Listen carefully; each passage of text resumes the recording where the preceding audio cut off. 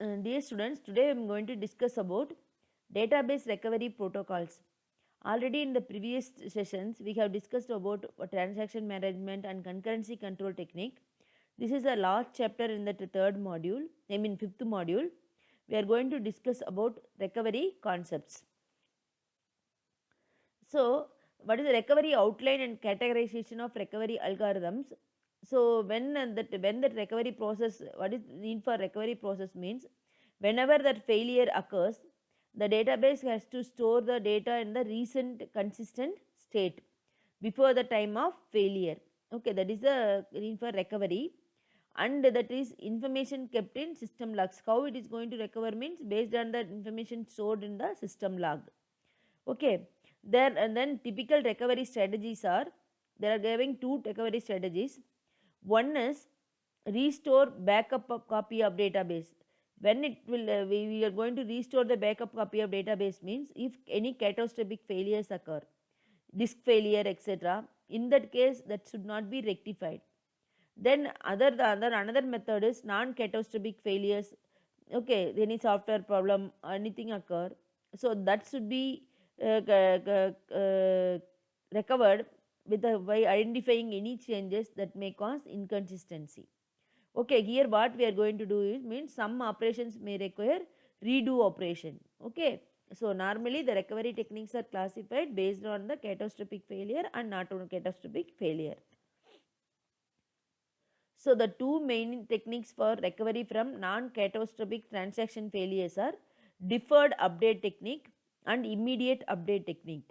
In the deferred update technique, do not physically update the database until after transaction commits, because that operation should be performed in that buffer. Once the complete operation is over, that will be committed, that will be restored in the database until the commits.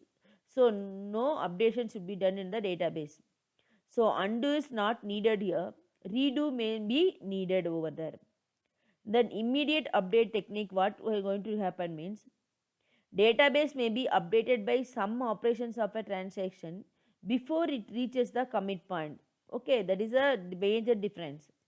So that all operations are also recorded in the log. So recovery still it is possible, even it is updated before commit also, the recovery is possible in this technique. Undo and redo operations required to be idempotent. That means suppose same operation executed multiple times also, multiple times equivalent to executing just once, that we know. We are reading the data multiple times, anything if we are doing multiple times, that is equivalent to single one. Entire recovery process should be idempotent, that should be there. Okay, then catching or buffering of disk blocks is, collection of in-memory buffers are called DBMS cache. Okay, so that we are going to do that before buffer only that operation should be performed. Then after that will be updated to the disk. Cache directory keeps track of which database items are in the buffer, because at a time only one database will be used. So the cache buffer, that the cache dictionary, it is going to maintain that details about which database is there in the cache buffer. So here the data item address would be cache buffer, database cache, we know it is a main memory buffer. Okay, so at a time it will going to hold the only one disk block. So the disk block contains the what data items we are going to read or write into the database transactions. Okay, data item address, it contains the three values: disk block address, offset value, and size in bytes.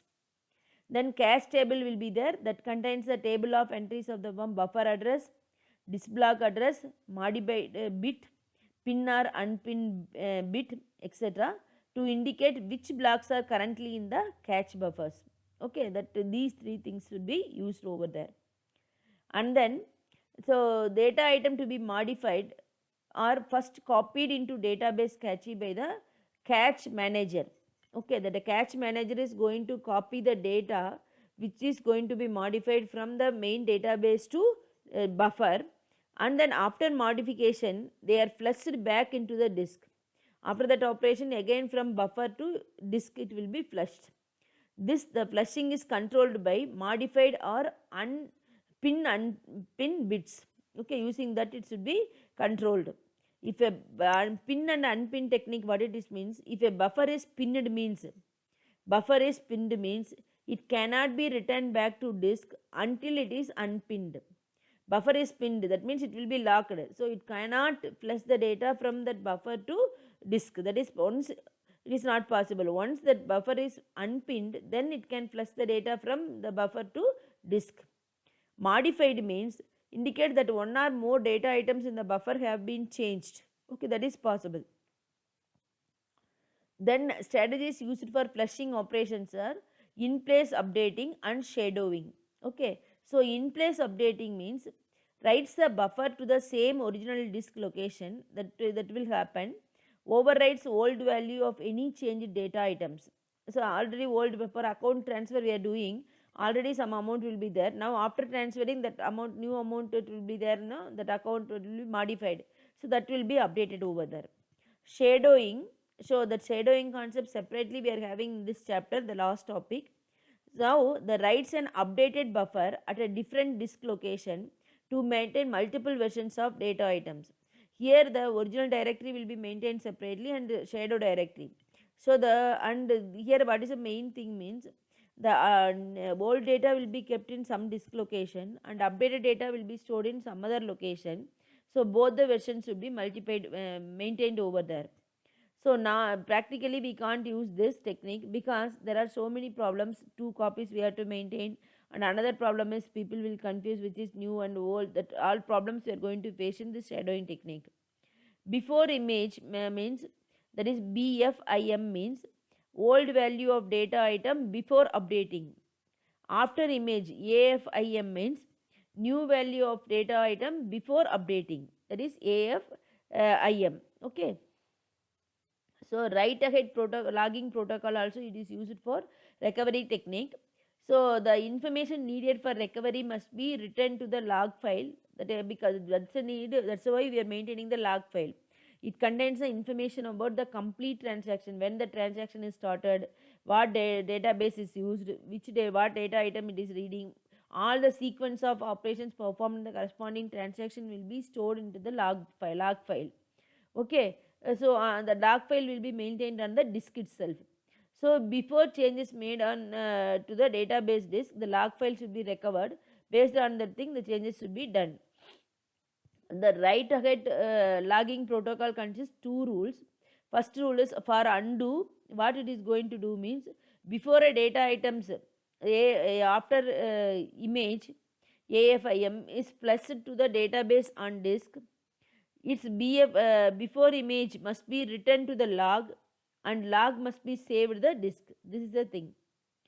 For redo operation, before a transaction executes its commit operation, all its after image, okay, AFIMs must be written to the log and log must be saved on a stable store. Okay, so this is for undo and redo operation. And steal no steal and force no force concept, how it will be used for recovery technique means, specify how to flush database cache buffers to database on disk. Steal method, what is that, cache buffers updated by a transaction may be flushed to disk before the transaction commits. But no steal, what will happen, no, cache buffers cannot be flushed until after transaction commits. Okay, so steal means, from the name itself it is the stealing. Before transaction commits, the cache buffers are cache buffers updated by a transaction that will be flushed into the disk before the commit. But no steal until the commit operation is over, that cache buffers are not flushed into disk. Okay, this is steal and no steal method. Force and no force also same. Cache is flushed to disk before transaction commits. Force and steal is same, and no force is some cache flushing may be deferred till after transaction commits. There are four different ways for handling recovery. First one is steal no force, otherwise it is called undo redo. Steal force, undo no redo.